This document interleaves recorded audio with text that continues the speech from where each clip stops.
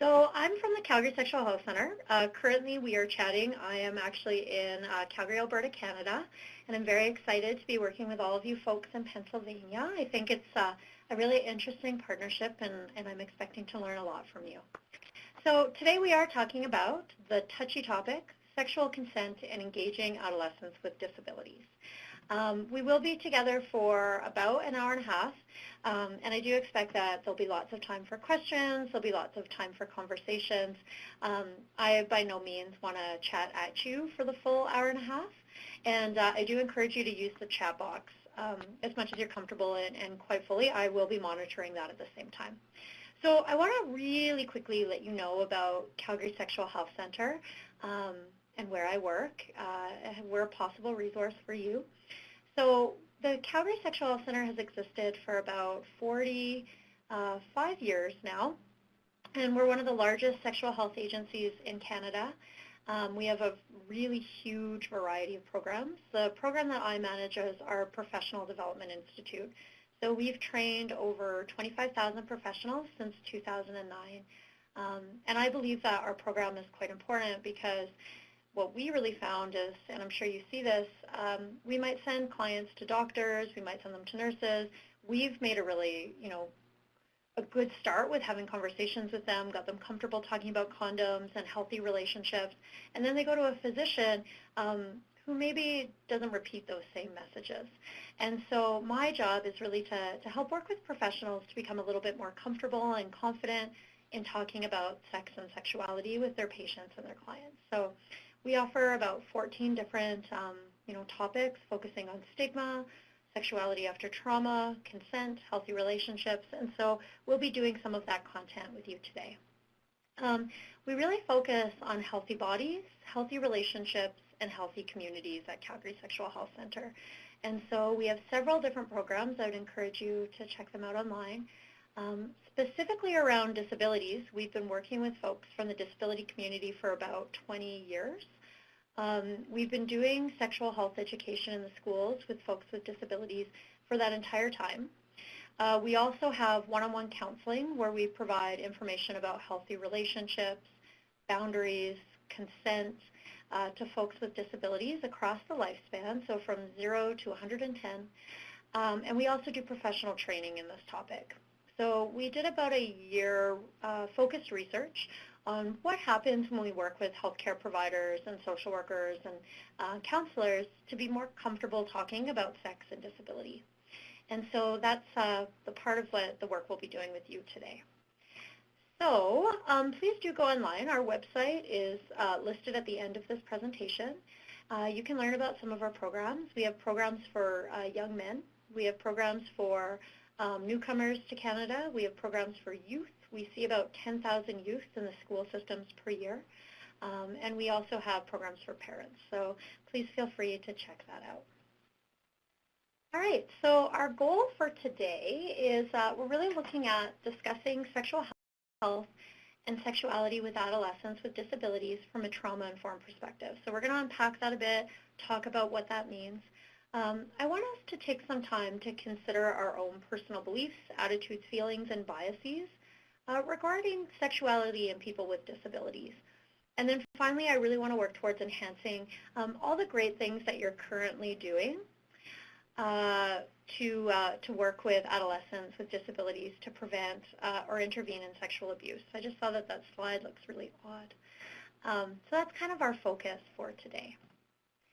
So I believe that webinars can be really fun. I believe they can be interactive, and I hope that we can do that today, because it's not really awesome for you to sit back and just listening to me talk for an hour and a half. I really hope that we can engage with each other and learn from each other, and that I can get a sense of what's happening in Pennsylvania. So we all come to this with rights as learners. So everybody in this group today has the right to participate. By participating, you can use the chat function. You can also use that little icon at the top of your screen to raise your hand, to put a thumbs down, to answer some of the questions. And there also will be points where we'll probably unmute the line so that if you're comfortable, you can actually just use your phone to communicate and to talk with us. With the right to participate, though, you also have the right to pass. So if you just want to sit back and kind of take this in, maybe, quietly sit at your computer and drink coffee and take a little bit of a break out of your day, that's okay too. My feelings won't be hurt. I totally understand. With the right to respect, I personally believe that we all have very different values and attitudes and beliefs when it comes to this topic. And so I know that you're all respectful professionals, and I'm not worried about that at all. But I do ask that you be curious. Curious about why your colleagues might be thinking the way that they do, curious about what some of the structural concerns are that they might be facing, just to be really open to the content. Privacy is really important to me. I think it's really beneficial if you can share real-life case scenarios that we can work through. I think adults learn best when we're actually talking about real situations that have happened. But with the right to privacy, please ensure that you're not, naming anything that could intentionally give away an adolescent's identity, that there's no way that service providers from other parts of the state might say, oh, I think I know that person, or I think I've worked with them in the past. So just be really cognizant about how you talk about people. And the last one is fun. Talking about sexuality can be a really hard topic. It can be very triggering for some folks, but I believe we learn best if we're comfortable and we're coming at this from a place of positivity. So I do hope that we have fun today. Do all you folks agree to these rights? If you agree, if you just want to shoot me a hands up from the little icon there, I would love that. Thanks, Megan. Oh, I like the check mark. Thank you. Excellent. All right. So it looks like folks are agreeing and they're on it. Some of you, I don't think I can actually see your icons, but that's okay. We'll work through that. So what I want to talk about now is our sexual health rights. So as individuals, we have rights about our bodies and about relationships and the choices we make throughout the lifespan. So I want to think about adolescents with developmental disabilities and with intellectual disabilities, and I want to think about their rights to healthy relationships. So the right to participate or pass, we're actually talking about consent. Do you think the folks that you work with have always had the right to consent? And what you can do here to answer this is just use your chat box. Do folks with developmental disabilities or intellectual disabilities have the same right when it comes to consent or healthy relationships?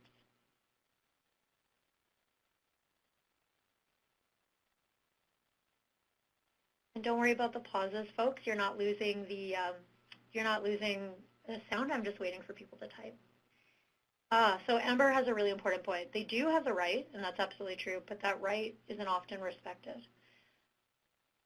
So many decisions are made for them, absolutely. So Kathy is also incredibly right. In our experience working with folks with developmental disabilities, adolescents and adults, a lot of times guardians or professionals around them will be meaning to do the right thing and protect people, but unfortunately sometimes the way that they're protecting people does inhibit people's rights to have a healthy relationship. And so I think that's a really important thing to think about. I'll let you keep thinking about where you've seen maybe the right to participate or pass not respected, and you can keep typing those things, but I'll move on to the right to respect. Ideally, relationships should be respectful. They should be equal, where people are treated kindly, where folks have the right to have their voice heard. And I think sometimes when we think about the right to respect, youth and adolescents with developmental disabilities or intellectual disabilities don't always get that same right. An example that we face here in our practice is sometimes we'll have parents or guardians call us and say that their adolescent has come out as gay, lesbian, bisexual, pansexual, or queer, and that they don't believe that youth has the capacity to actually know their sexual orientation because of their developmental disability. I don't know if other folks have ever dealt with that, but that's certainly something that we have people and youth coming to us for assistance on. And so sometimes individuals with developmental disabilities don't have the same rights to respect around their sexual autonomy or their sexual agency. Ideally, sex and sexuality should be private. It should be something that people are able to learn about in respectful ways. It's not something that should be shared against other people's consent or will. a lot of times what we're seeing now is individuals maybe sharing sex non-consensually, and I think people with developmental disabilities may be at particular risk for this. So I'm wondering if anybody here, and you could just do a raise of hands if you've had this happen, but have you ever worked with an adolescent who maybe has told you that they shared a picture with someone and then that was shared publicly? Let's see if there's a hand. Yeah, there's some hands up for that, absolutely. One of the things about developmental disabilities and intellectual disabilities is that some of these youth might have been taught about public versus private. That's a really common conversation that we have. And sometimes people will say, well, when you're in a bedroom or a bathroom, you're in private space. But what we haven't done is talked about what happens if you bring a cell phone or an iPad into that private space. And so some folks actually don't recognize that what they're sharing in that private space could potentially be public. So we need to change the way that we're having conversations about texting and social media and privacy with the folks that we work with. And the last one, ideally, sex and sexuality should be something that's pleasurable, that's consensual, and that feels right for people. I think sometimes, particularly with adults, that right is not necessarily respected. We know that people with developmental and intellectual disabilities are at a much higher rate of facing intimate partner violence and sexual abuse for a myriad of reasons. Also, I'm curious to know, when people talk to adolescents with developmental disabilities, in your experience, about relationships or sexuality, when do those conversations normally happen? When have you seen that occurring? And I'll just give folks some time to type, and I'll take the moment to drink some coffee.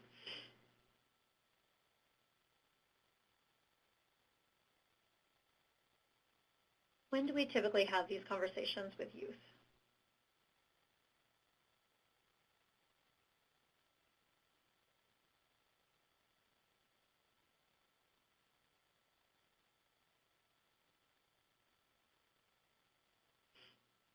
Perfect. Thank you, Kathy. When there's a problem, they do something deemed wrong. And Amber says, after something terrible has already happened to them. So I think that that's a really important piece. Oftentimes when we talk about these issues with folks with developmental or intellectual disabilities, it's after something's already happened. And then the message there, I think, is that sexuality is something that is wrong, that it's shameful, that it's taboo. What we actually need to be doing is having these conversations proactively and openly with folks, because that's actually the only way to prevent negative outcomes from occurring, but also because it does really truly respect an individual's rights. So thanks very much for that, Kathy and Amber. All right, so I want us to spend a minute and just think about the messages we hear about sexuality and disability. And I'm wondering if we could possibly, Shelby, just unmute the lines for a minute, and if folks want to just jump in and say, what are some of the things that we think about when it comes to sexuality and disability? How are people with disabilities viewed when it comes to sexuality? So if you could unmute everybody, and if folks want to just take a turn speaking, that'd be great. Lack of education, lack of services, easier to victimize those folks. There's some really huge health outcomes, I think, if people are not viewed as sexual beings, if they're not provided with the right information. I also think sometimes professionals might be hesitant to have those conversations with folks because there is so many weird messages around who is sexual and who is not. Sometimes, too, as people with disabilities, they're either seen as asexual or hypersexual. And so the interventions that will be put up around them are very specific to that. So thank you. I don't know who that was, but thank you for answering. Shelby, I want to leave the phones unmuted just for a sec because I want to kind of flush this out a little bit more. So one of the things as a professional developer, trainer person, I believe it's really important that we think about our own messages around sex and sexuality and what we learned when we were kids. I know I fully recognize that for some people, this might have been a source of trauma. It might have been a really negative experience. And if that was the case for you, you don't need to get into that right now. You don't need to think about that. You can, think about this in a much more intellectual way. But for some people, I think it's good to reflect on what were the first things that you were taught about sex? What were those messages? Who did they come from? And what was kind of the consistent theme? So what I'm going to do is give folks 30 seconds to think about that. And if you want to, you can either just speak some of the things that you've noticed about what people learn about sexuality when they're growing up, or if you'd like, you can just use the chat function.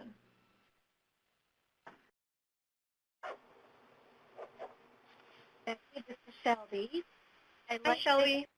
I like that you included the standard menstruation picture in your slide, because that's what I remember from elementary school.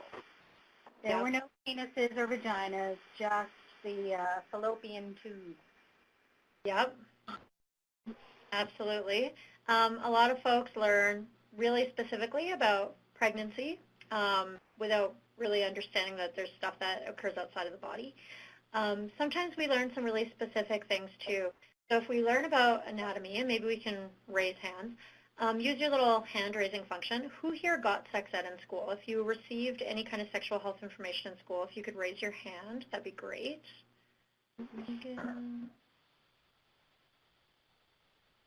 I like that somehow that arrow is over top of the banana. That's a common theme, yeah. So we got some folks who did have sex ed.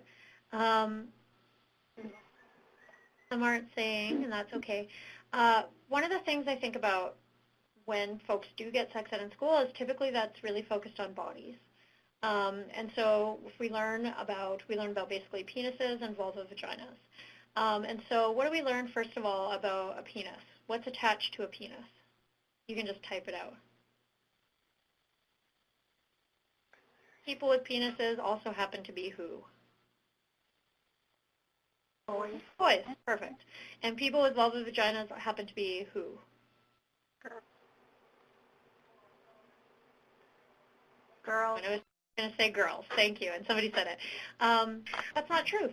So the first thing that we learn is a very cisgendered perspective that all human beings' genitals will match their gender, and we know that that isn't true. The next thing that we learn from sex ed in school is we learn a lot about reproduction when we think about female sexuality. And typically for men, we might learn a lot about erections. So that's a pretty strong message. Sometimes our traditional way of talking about sexual health education can perpetuate the notion that for women, sex is different than it is for men. And if anybody agrees or want to comment on that a little bit, you can. The other thing that a lot of people talk about on this slide is maybe they learned that you shouldn't be engaging in sexual activity. Maybe you learned that it was only for certain people at certain times. Perhaps people receive no information about their bodies or sex or sexuality. And so since all of us here are working in promoting healthy relationships and reproductive justice, I think it's important to recognize the impact that that has on us. But also for folks with developmental or intellectual disabilities, what kind of information do you think they're getting about sex and sexuality and bodies? Maybe hygiene. You're right, Amber. Heteronormative sex within marriage. Absolutely, Megan. And Sarah said very limited. So I want to really echo what the three of you have said. That's very true. Research has also shown that hygiene is a common one that we talk to folks with disabilities about, but the other pieces we don't. Who here learned about sex from their friends? If you just want to raise your little hand. Peers maybe were your first sex educators. I know mine was. My friend told me about what humping was. And that was quite the experience for me. So a lot of neurotypical folks or individuals without developmental disabilities will learn about sexual health from their friends. And research has shown folks with developmental disabilities may not have those same social connections, so they're not getting that information. Even though we know that that particular information might not have been super accurate, it's not information that's necessarily shared. So really when we're coming at this topic, it's important to recognize that these are folks who've been traditionally denied sexual health information, perhaps have been taught no types of messaging. Shelby, if you want to mute everybody's line, that's totally okay. I think folks seem pretty comfortable with the chat, and I'm fine with that. We may unmute it later. So I think the other piece to really think about is that this lack of information for people means that people might be coming to you with very different questions or concerns than, say, other students might.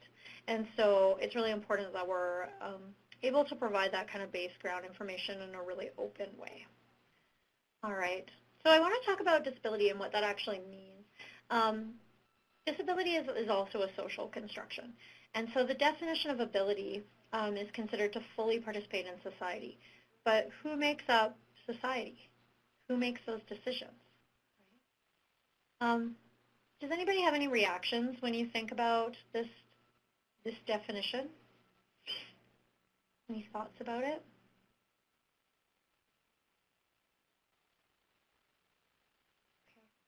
I just want to get a sense from you because, again, coming from a Canadian context, we do kind of categorize things slightly differently. But when we speak about disabilities, what does this include? So if you could just type in, the types of folks that you're working with and maybe some of the disabilities that you're seeing coming up in your practice, that'd be great. And I'm going to take that moment, just have coffee.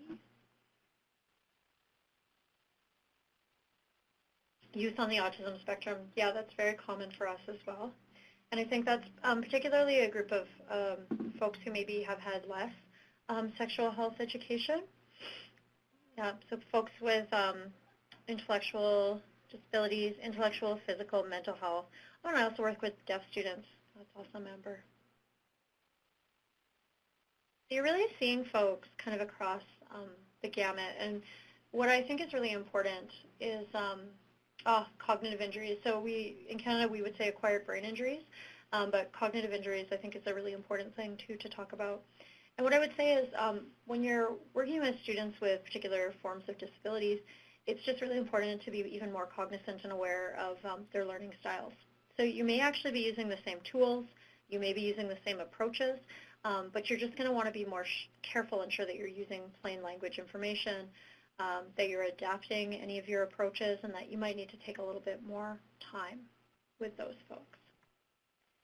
So I believe it's really important that we talk about sexuality because it's integral to who we are as human beings. It's more than just sex. Obviously, you all know that. It encompasses who we are, how we talk, how we walk, how we breathe. Every single person has a sexuality, regardless of if we have a partner or not. And I really think it's important to recognize that self-advocates, people with disabilities, we've seen a lot of change in this area. Self-advocates are demanding that the sexual health rights of people with disabilities are recognized. And we're starting to see a shift where folks are asking for more education, and we're seeing there's a lot more advocacy in this area, and I think that that's a really important change. So when we talk about sexuality, sometimes I think parents, in particular guardians, might think, oh, if you're going to talk to my adolescent about sex or sexuality or condoms or birth control, you're going to be teaching them about this. So the little monkeys. That's actually not what it is. When we talk about sexuality, we're really talking about healthy relationships. So I just want to ask folks right now, and you can type this in, when we think about healthy relationships and the kind of conversations we're having with the adolescents that we see, what are some topics that we're touching on? So what is inclusive in a healthy relationship?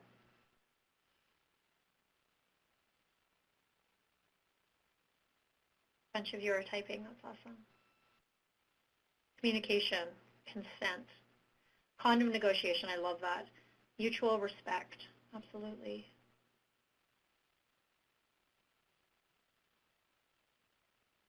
I think that condom negotiation piece is really huge. In my career, I've been talking about sex in public and getting paid for it for 16 years. And I've probably given out, I don't know, let's say 5,000 condoms. I don't think many of those condoms were used for what they were intended for. And I believe it's because we might teach youth how to use condoms, but we don't necessarily teach youth that they have the agency to actually advocate for condom use. I think that part of it is having those practice conversations. How do you talk about condoms with your partners? So within a healthy relationship, boundaries, communication, consent, condom negotiation, mutual respect, all of those things are cardinal. And we can have those conversations with folks who have intellectual or developmental disabilities. And I think we actually need to be having those conversations more so, just because we know that those folks might be at an increased risk for sexual violence.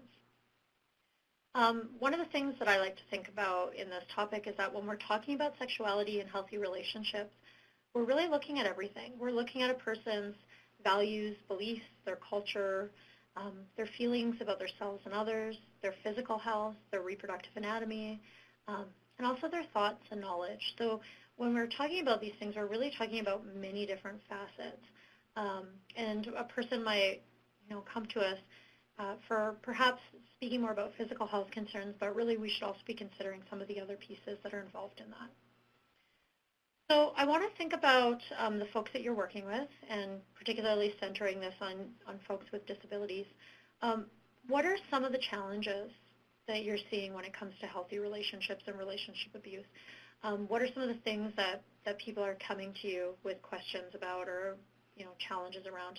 And you can just use the chat box if you would like to type in some of your experiences here.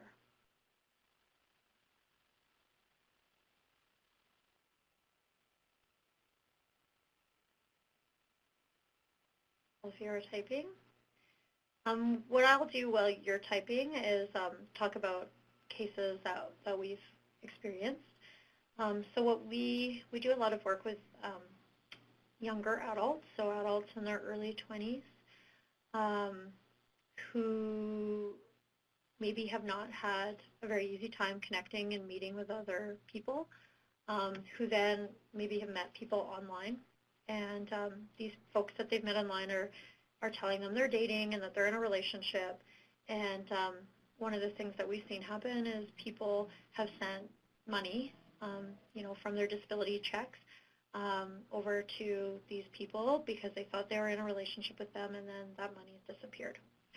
So that's one of the kind of unique challenges we see around folks with developmental or intellectual disabilities when it comes to this. Sometimes we also see challenges where we're not totally sure that a person is fully consenting all the time. Maybe they have had really bad information about consent and decision making, and so that can be really hard to help people really make informed choices. Somebody said that one of the challenges, relationship challenges they see is, what does enthusiastic consent look like? And I really want to pull this apart because I think this is a really important thing. I think when we think about folks with disabilities, it's important to talk about consent in the many ways that people can consent. So oftentimes we hear messages that consent is a verbal yes or a verbal no. Are all folks verbal? No. Some people may be non-verbal, but will have the capacity to consent to make decisions. And so for them, consent is going to look really different, right? They might be consenting through the use of aids. They might be consenting through sign language or other various forms of communication, and that still would be consent. For sometimes what we've dealt with is folks who have a disability that makes it challenging for them to recognize boundaries or maybe to read facial expressions.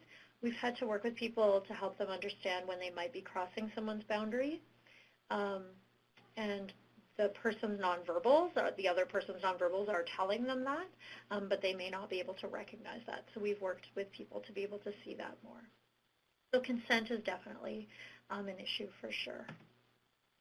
So I'm kind of curious. What we do know, and this is a Canadian stat, but it's very similar to the United States, is that women with disabilities are at 150% higher risk to have experienced sexual abuse than their neurotypical peers. Okay? So I'm wondering about, in the state of Pennsylvania, I want you to give the state of Pennsylvania an A in terms of like, yeah, it's the best, to an F grade around how do you think Pennsylvania is doing in addressing healthy relationships for people with disabilities. So you can just type that in. An A to an F.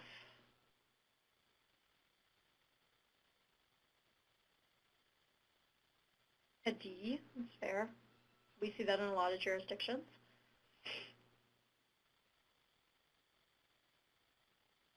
Somewhere around a C maybe, that's good. That's fair. That means there are some like positive strengths. Somebody else said ditto on the D. Yeah. So, I mean, I would honestly say Alberta used to be a bit more of a D, and now we're at a bit of a B, because this does take time. It is shifts, right? What are some of the things that you think maybe the state is doing well? Is there education, perhaps? Is there resources, maybe? What I would encourage you to do is think about some of the strengths and then some of the areas where you could potentially, maybe influence some change. So this is where I think the strengths piece is really important. What are some of the positive community influences that help support adolescents? And then what are some of the supports that we can link them to? So I would like you to take a minute and just think about your own communities and what are some of the community influences that are out there that you could tap into?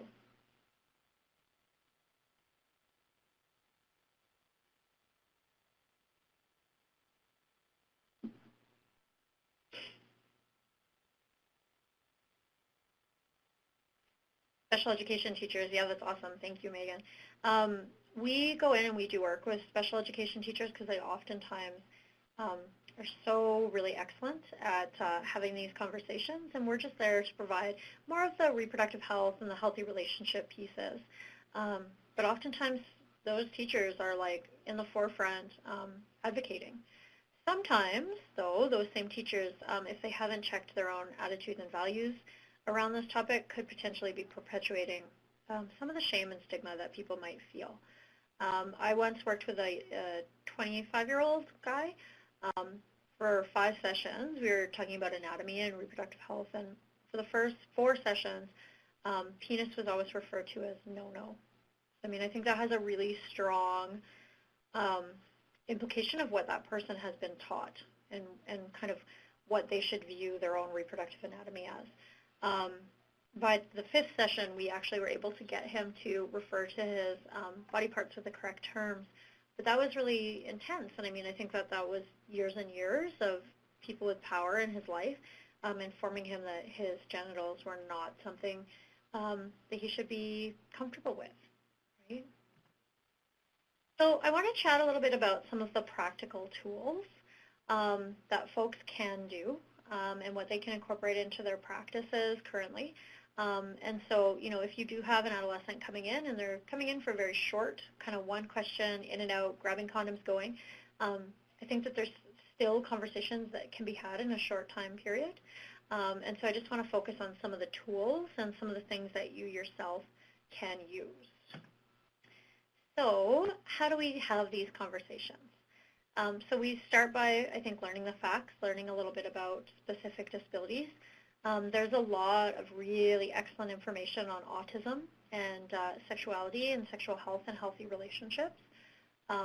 Obviously use correct terminology, as I know that you do as coordinators in your work and administrators.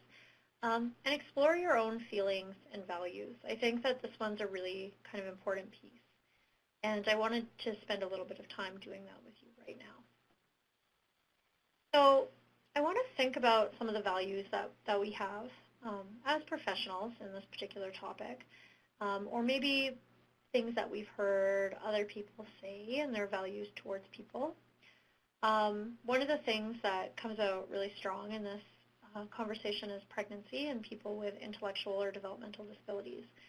So I'm just curious, what are some of the values that you've heard people say about pregnancy and folks with disabilities? I'll just give you a minute to type that.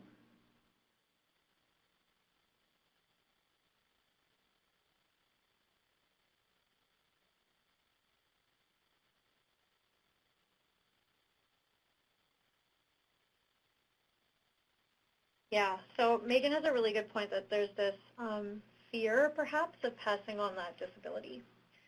That's in some cases, and with some particular, disabilities, that might be true, but in a lot of them, it's not.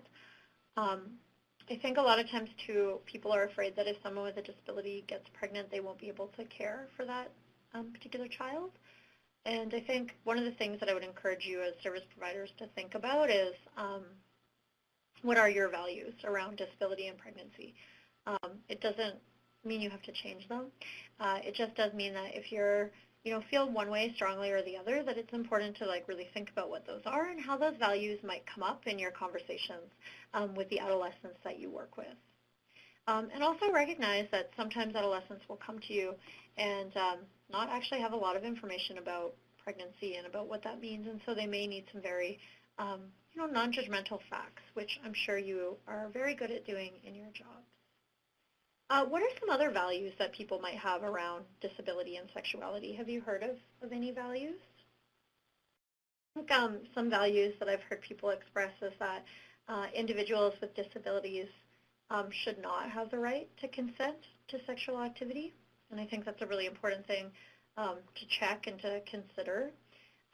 Other values that come up sometimes for people is that individuals with disabilities need to be, I guess, maybe protected or treated differently because of their unique vulnerabilities, which is true. But I think we just need to be really cautious about what protecting means and what that looks like. All right. So this is a tool that we use a lot here in my practice, and it's called Head, Heart, Body. So I recognize that some of you may have very short periods of time with the adolescents that you work with, but I think that this can be a really good tool that you can use fairly quickly, and I can definitely send this out to you, and you can use it with the folks that you work with. What I like about this tool is for some adolescents, they may have challenges around impulse control. They maybe just make a lot of decisions kind of without really thinking necessarily about that through. This is a good tool for folks who are neurotypical as well. It doesn't have to be for people with disabilities, but it really does help kind of center the decision for the youth. And so you can use this to help people determine if the relationship they're in seems healthy, if they're ready to engage in a sexual activity with a person, whatever the decision might be. And so once you've practiced with this, you can actually use this fairly quickly. But what we're really looking at here is helping an individual check in with their mind, so what their thoughts are, their heart, so what their feelings are, and their body in terms of their entire body and how their whole body is feeling. So let's say an individual comes to you and they say, I've met someone and I'm thinking that I would like to go and I'd like to be sexually active with them. What should I do? So sometimes that can be a really hard question to answer because as professionals, we obviously wouldn't ever want to give a yes or a no necessarily. We would want that person to make that choice on their own. So let's say a 17-year-old youth comes to you, adolescent, and says, I would like to, I think I want to have sex with this person. So what you could potentially do is help them go through 3 steps. So you would check in with the head. So does the person think it's a good idea? Do they think they're old enough? Have they talked to their partner about, using condoms? Do they know how to ask about condoms? Do they feel that having sex will be okay with their values or their religion? Do they have privacy? Sometimes, too, you may want to ask additional questions like, well, what do you expect will come out of this? How well do you know that person? When you look at the heart, you're asking them about if they feel safe. Do they feel trust? Do they feel like it's their choice? There's no pressure, that they feel happy about having sex. And that they're going to feel good after they engage in the sexual activity. Then finally, you're checking in with the body. So does the body feel good? Do you feel excited about it? Maybe they're going to tell you they feel really nervous and kind of sick and not good at all. In that case, that might be a bit of a warning sign. So what you're going to do is you're going to go back and you're going to look at their answers in the head, in the heart, and in the body. So let's say that this person said, I feel like I'm old enough. I feel like my values are okay with this decision.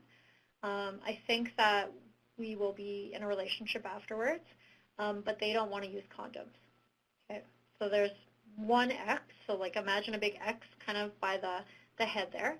In their heart, they feel safe. They feel like they can trust this person.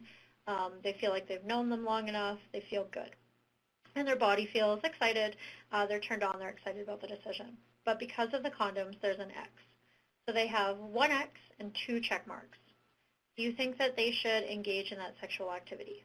So let me just get a raise of hands if you think they should, and a thumbs down if you think they shouldn't. 1 X, 2 check marks. Got some X's.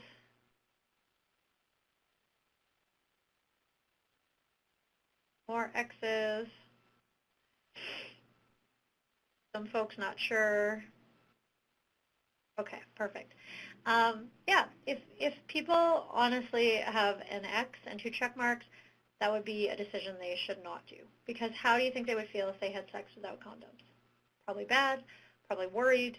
So what we would want to do then is chat with that person about, it sounds like you are feeling positive in all of the other areas, but the condoms is the issue.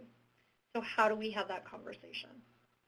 And I think this can be a really good tool for you to help people really center in on what's important to them and what's necessary.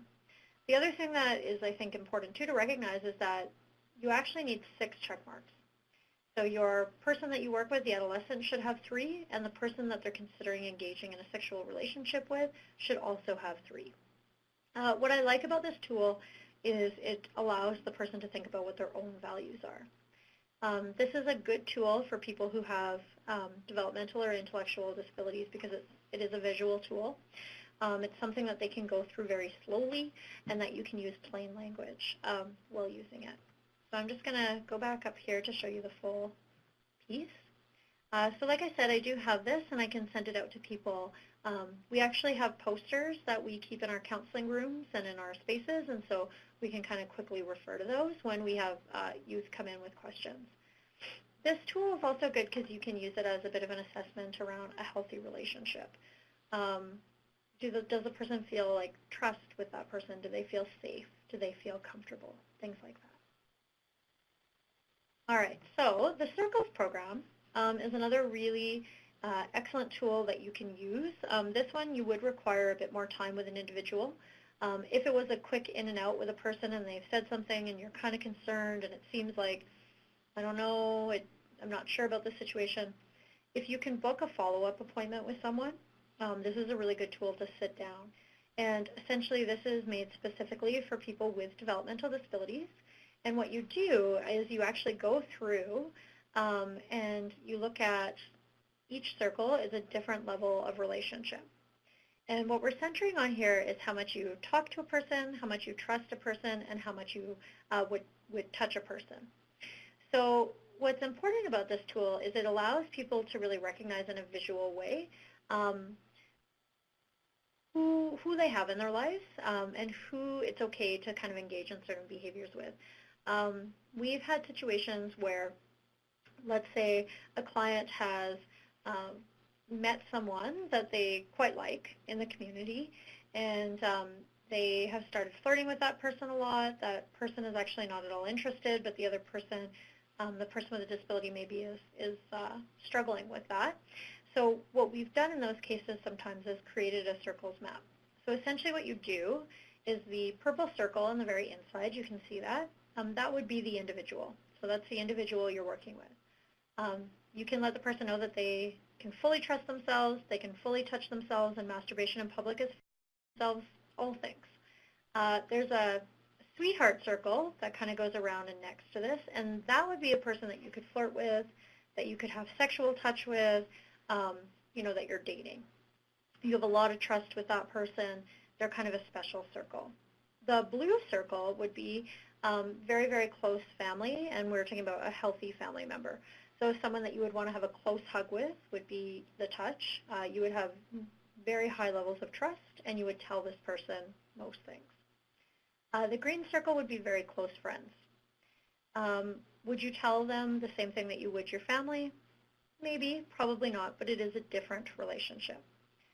The yellow circle, we would have good friends, so it's kind of a side hug sort of situation. Our orange circle might be our staff, so these are fist pumps, these are handshakes, neighbors, people that you would see in the community, but you wouldn't want to tell them the same things that, say, you would your sweetheart. And then the red is actually strangers. So why this is important in terms of healthy relationships is maybe you're working with someone who says, I met somebody recently, and they would be here in this orange circle, and they are, you know, wanting to maybe start dating, but they're kind of pressuring me a bit. They're maybe asking me to have sex quite soon. You can talk to them about where that person fits within that circle. And if that's kind of an appropriate or an okay amount of talk, trust with that person at this time.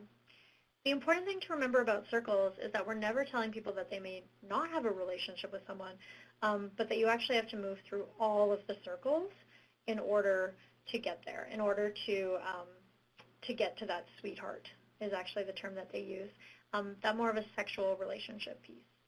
I noticed, Laura, you have your hand up. Was that just because, or did you have a question or a comment? If Laura, if you want to type that.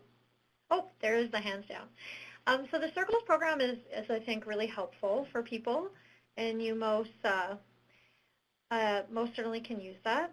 And I just got a private message. Masturbation in public is definitely not okay. When we talk about touching yourself, we talk about masturbation in private all the time. And so that could be a bedroom, that could be a bathroom, things like that. And I'm really glad that someone pointed that out. To be honest with you, I might have accidentally said that. But of course, we're teaching masturbation in private. So you can Google this. If you Google the Circles program, you'll get to their materials quite quickly. It is something that you do have to purchase, but it is really an excellent product. They also have an app, which you might want to use with some of the adolescents that you work with. All right. So when a person comes to you, I think it's always important, as you well know, as coordinators and administrators, to really work with strengths. So if you have an adolescent into your office who is asking you questions and you're kind of wondering, is this person fully understanding the content? You know, you can actually check in with them and ask questions like, how do you want to receive this information? How do you best learn? Things like that. Obviously, if a person isn't really excellent at reading, we're not going to give them a bunch of reading resources. We're going to talk through that with them. Some people may actually need more of a hands-on approach. So if you're giving out condoms and you think someone's not totally sure how to use that and they're a tactile learner, you're probably going to want to go through and do a demonstration with them, things like that. Working with folks with disabilities, you may actually need to set up more than one appointment with people, and you may need to spend a little bit of extra time just because typically the information needs to happen more than once, right? And it's better if you can give some more focused, kind of quiet time. Some folks with autism, they may also need a very particular space, a particular time of day, so just to make sure you try to work within that person's strengths. All right, so these are the amazing tools that you all created, well, that Fern has shared with me. And I think you can use these tools with folks who have intellectual or developmental disabilities. I've reviewed them, and I think they're really strong. What I think you could do with them is potentially sit down with an adolescent and go through this question by question. And I know some of you may not have the time to do that, but perhaps giving it to them to look at first on their own and then setting up a follow-up appointment. I also think you can incorporate this with the Head, Heart, Body tool as well in terms of helping folks identify what a healthy relationship might look like. And I think there's some really important kind of pieces around these. So I'm actually just looking at them. I think it's really great, you know, if you can take this and sit down with a person who maybe has come to you and they're asking you about, say, asking you for condoms, but at the same time they're saying, you know, my partner, they don't really want to use them, they don't like them, but I kind of feel like, I'd like to, they don't really want to, and they're kind of pressuring me. You could give the condoms, and then if appropriate, say, I'm curious if you wanted to take a look at this tool with me. And so you might want to show them this and say, so here's some questions to consider. You know, does your partner say no to using condoms when you ask? Do you ever feel kind of like maybe you have to have sex when you don't want to? And, you know, if the youth answers yes to any of those things, it could be a much more, you know, lengthy conversation with that person about what that might mean, and certainly, you know, referring folks if that's outside of your role, but at least to be able to be there to perhaps give them some information. And these are really good tools that you can use to further that conversation. So I'm curious about what's involved in a comprehensive approach to talk about consent. So I want to hear, if people want to type this in, when you're currently teaching consent with the people that you work with, what are some of the topics that you're covering? So if you could just type those responses in, that'd be really great.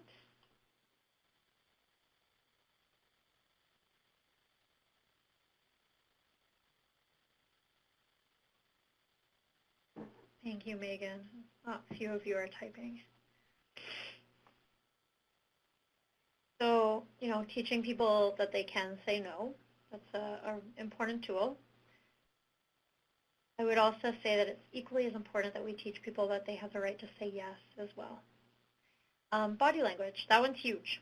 So I think that it's a really important thing for folks to recognize. One of the things that we've done with people is we actually have pictures of various different kind of facial expressions, and we've shown them to folks and said, what do you think this person is doing? Are they happy? Are they sad? Are they disagreeing? Sarah talked about how to say no, and I think that's really important as well. We have a really fun activity that we do with people where we ask professionals to write down 3 things you'd like to do in your life. Not sexual things, of course, but, rock climbing, hiking, going up a mountain, traveling the world. And then we ask them to ask their coworkers around them to do those things with them. And their coworkers have the right to say yes, to say no, or maybe to negotiate. And what's fascinating is we find that a lot of people might say yes because they don't want to hurt another person's feelings. Sometimes a coworker will hear a no, and then they'll start to negotiate. And so I think it's an interesting tool for people to check in with their body. When I heard a thing I didn't want to do, how did my body feel? And did I say no, or did I say yes? How come? And so I think it's really important when we talk to youth to help them recognize, what is their body telling them? Is this a decision that feels right? And then to practice, being able to say no, or maybe being able to say yes if it's something that they want to do. So all of those things are important when we think about consent and how to teach consent. All right. So this is the part where I really would appreciate your interaction. And I wouldn't mind unmuting the line, but I think maybe we'll continue with the text box. But I'm curious, what are some of the things that you could do with the students and the adolescents that you're working with? What are the tools that you can use? And what are some things that maybe you'd like us to address in future sessions?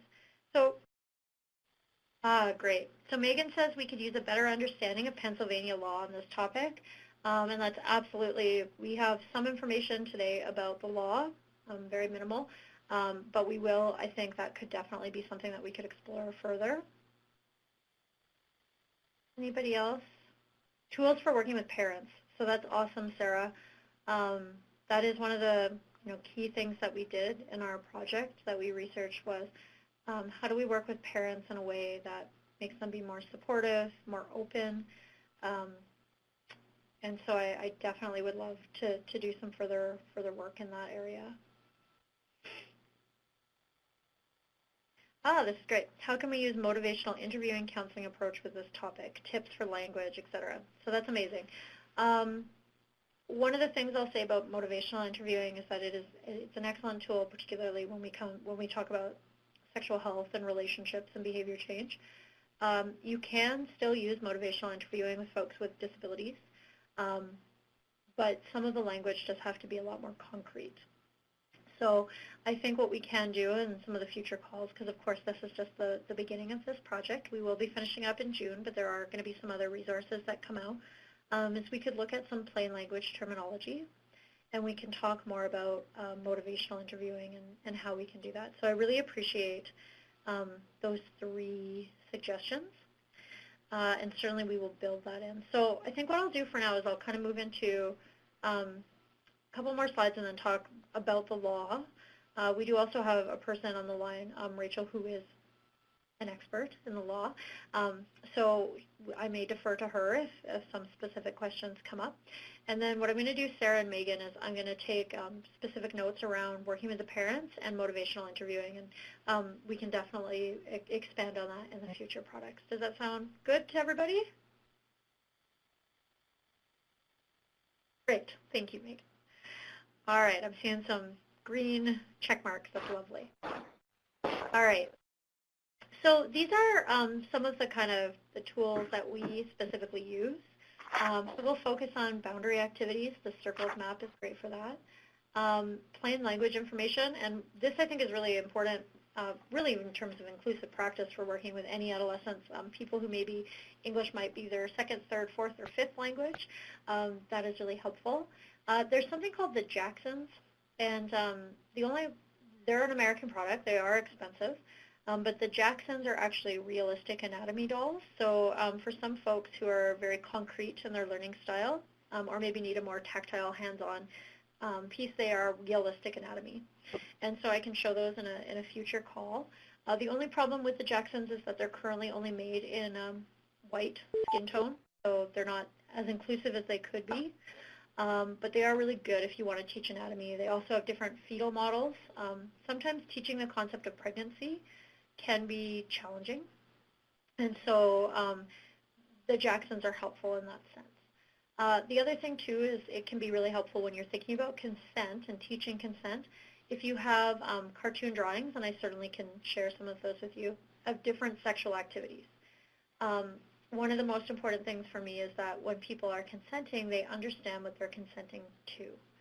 And a lot of times, if we think about the way that we talk about sexual activity, it's not very clear. So I would like to actually do a quick activity with you right now.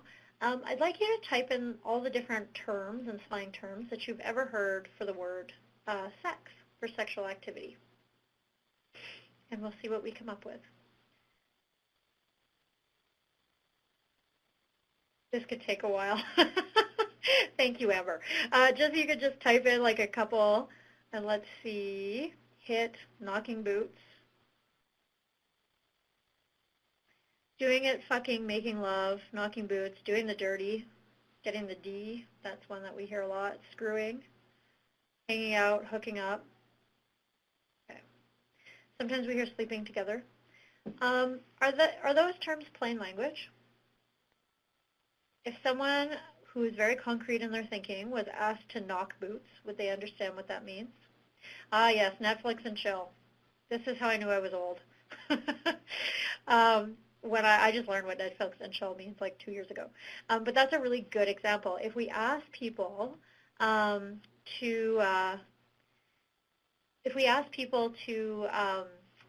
define what that means, we're all going to have very, very different kind of definitions of what that is. And I think that's really important, that we're very concrete. And so what I would suggest is when folks come in to ask you about sexual activity, we're ensuring that we're actually talking about oral, anal, vaginal, digital sex, and masturbation, and being really clear about what those different things mean. Shelby, I'm going to ask you to mute the line, but not right now. I want people to now look at these words. So knocking boots, doing it, fucking, doing the dirty, screwing. What do those words sound like? And what kind of sex are we talking about? So I don't know if anybody wants to just like speak and do this part on the phone, or if you want to just type, but what do you notice about these words?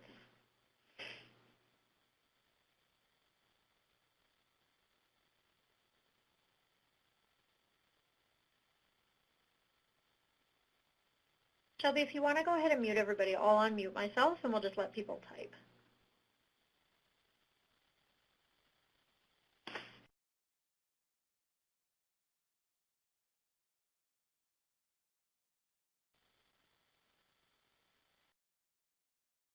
All right, so this is really good. Hetero, so a lot of these terms are super focused on penis into vagina sex. Insertive, some of them sound violent. Christina said active, which is very true. I think we can see a lot of our social construction of sexuality by the language that we use to describe sex. And it doesn't sound super consensual. Right? There's, I think, quite a bit of unhealthy messaging within that. Megan, this is really important what Megan said. They suggest that there's something wrong with calling something by its accurate name. And that's absolutely true. If you think about with little kids, we go, where's your eyes, your nose, your mouth, your shoulders? And then we don't pick up again until our knees and our toes, meaning this whole part of the body is shameful. And so then later, if someone were to touch their body or were to engage in an unhealthy way with them, they may not feel like they can actually tell people in their lives, right? Language is really important, and so I think as you're working with adolescents, it's important to give them what those accurate terms mean. All right. So what about the law?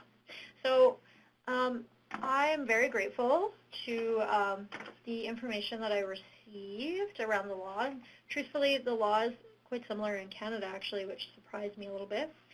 I also know that your law is very much based on states, which is a little bit different than here. So one of the questions that we commonly get is, can a person who's developmentally younger than their biological age consent to sex? So meaning, if you're working with an 18-year-old who's physically 18 but developmentally is much younger, are they able to consent to sex? So I just want to take a little poll here. If you think that a person can consent to sex, and don't worry about being wrong, just give me the thumbs up. If you think no, you can give me the X. And if you're not sure, you can just say nothing. So do you think folks can consent?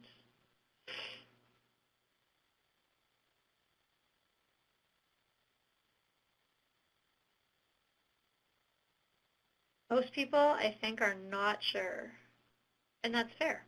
To be honest with you, my understanding of this is that it's actually quite gray. So I'm just going to kind of read the information that I have. So the Pennsylvania law itself does not speak to whether or not someone who is developmentally younger than their biological age can consent to sex. If that is an issue, then the individual who is believed to be developmentally younger than their actual age will need to be evaluated by therapists or doctors to make that determination. So there are going to be different definitions for intellectual and mental disability depending on which law. So I guess what is really real here is that, yes, a person can consent. It only becomes an issue when it's an issue. And so really the law is there to protect individuals. And so, a person would really only have challenges around this if, say, guardians intervened or stepped in, which is something that we've had happen here in Canada, and I'm sure as well in the States. So just really quickly about guardians, who actually needs a guardian, I think is an important thing. I know sometimes we assume that if somebody has an intellectual or developmental disability that they'll automatically have a guardian. We might even have people say they are guardians when they're not necessarily. Guardianship is actually fairly complex. It's not something that's assumed or immediate. A person actually has to go through a court process to be determined to be a guardian, and a person needs to be, clearly defined as not being able to make decisions on their own. It's quite a long process. It must be petitioned by a guardian, and likely you're actually not going to know whether or not somebody has a guardianship order over them or if they have a guardian, and it may or may not actually be in your role to need to know that. It's just to recognize that guardianship is quite complex, and there could be a lot more to it necessarily.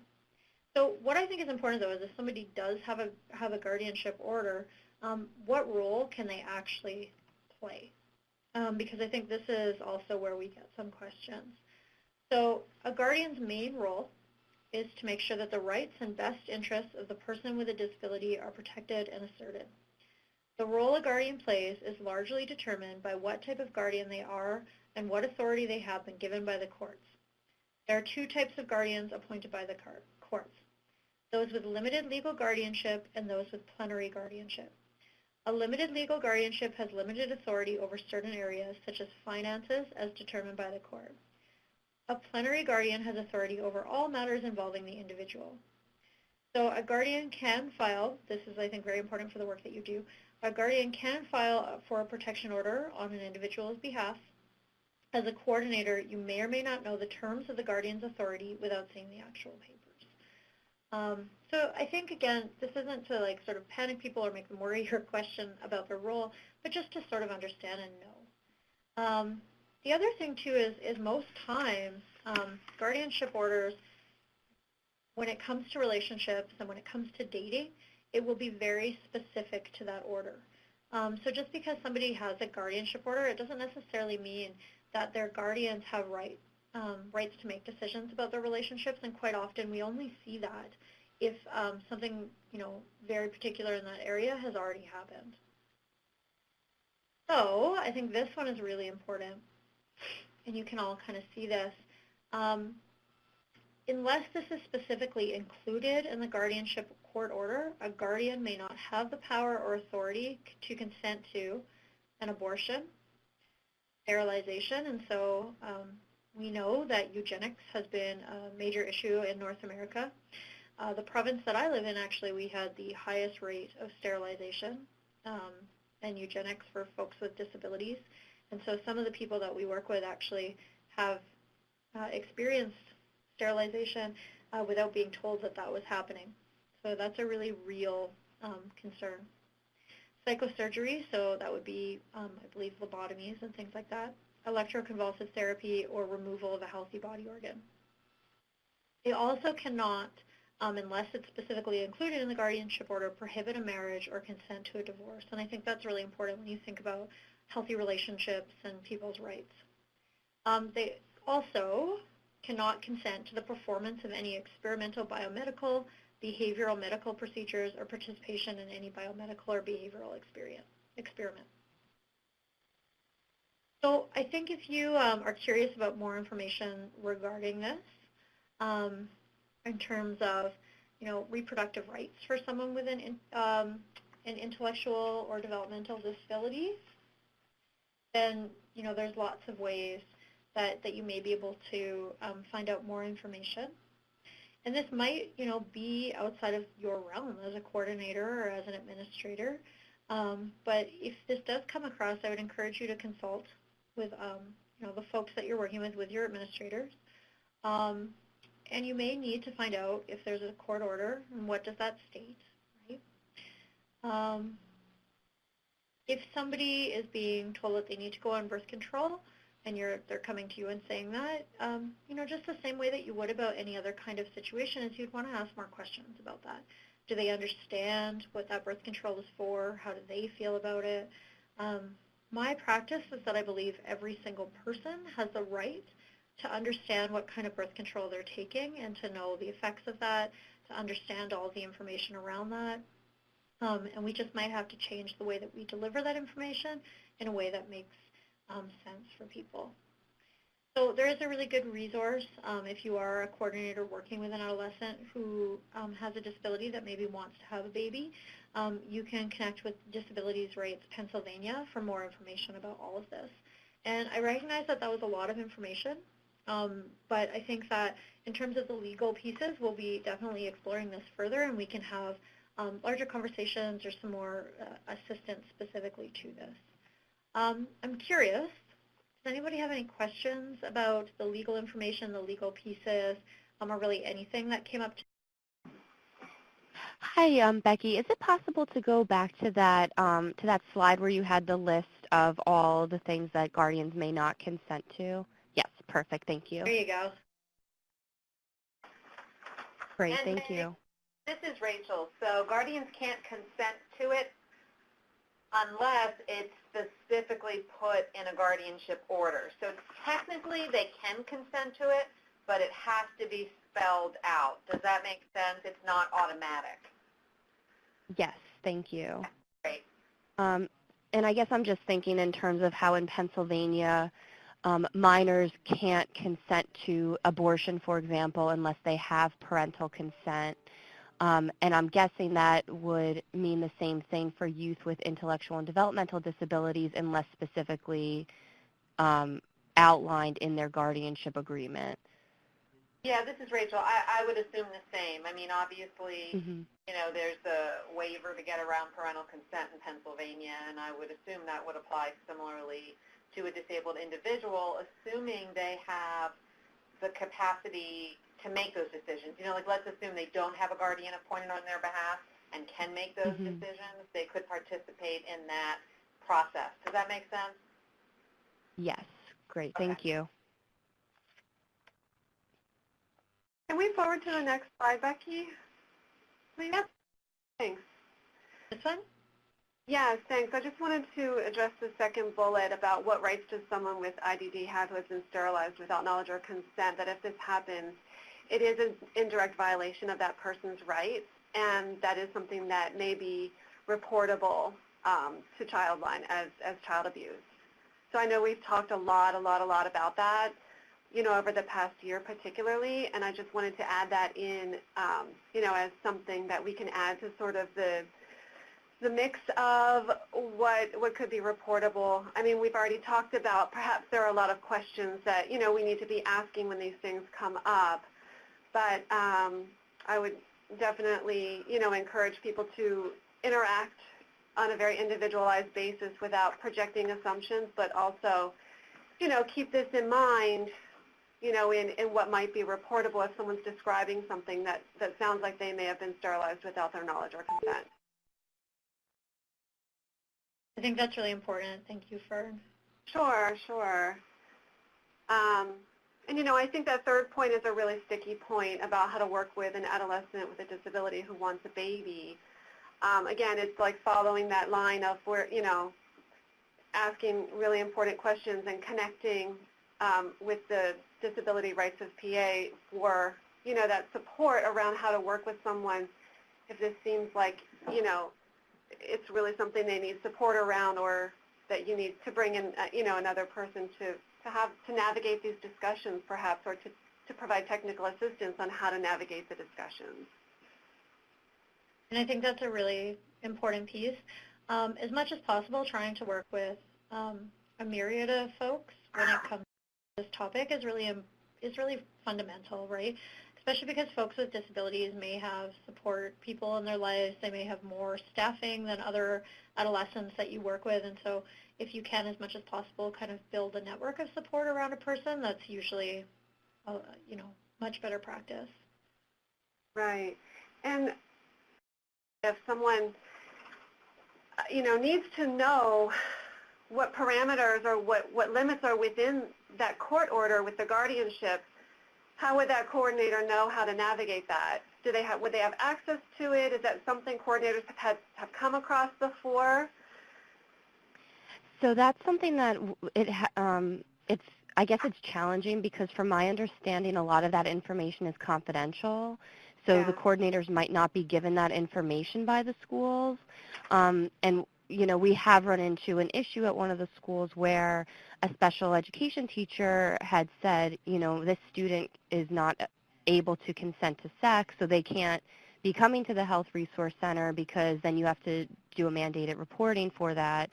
And we have no idea whether that is like based on a court order or if that's just this teacher blocking the service for their students. So it's definitely a challenge we've come across, and we've tried to, do it as a case-by-case basis where the coordinator dealing with that situation met with the director of special education services at that school to discuss, and we were able to sort it out that way.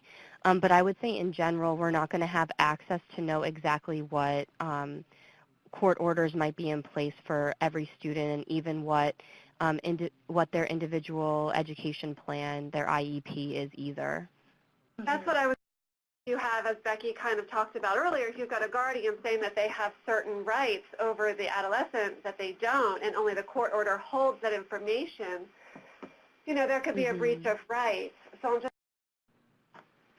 Yeah, definitely. I think it's definitely one of probably the most challenging issues we run into. So we really do try to, make sure that we're in constant communication with the special education department, not, of course, like breaching any confidentiality, but just, trying to keep that communication going of, anything that we might need to know in terms of policies around serving their students. Right. And I guess that's true. I mean, it comes back to what is the policy, what does the policy say? What does the school policy say? What does the agency policy say? And if there's holes in that, what's kind of the recommendation around, if it's loosey-goosey, say, I guess it comes down to what the law says and what the guardianship order says. kind of a, it's kind of a circular catch-22 in that way if you don't have access to that order. Right. But I do, yeah. So we have I really do appreciate you bringing that up, Megan, because it is one of the more common things that we also deal with. And I think what we can do is perhaps explore, I know without moving out of your role at all, but we sometimes work with the youth around like how, role playing, how could you talk to your parents? Sometimes it's about helping parents understand that when they talk about dating, they don't actually mean what their parents think they mean. So it can be a little bit around working with the youth to have those broader conversations as well with their family. So I just received, and thank you so much, Shelby, we are close to our 1 minute mark to ending.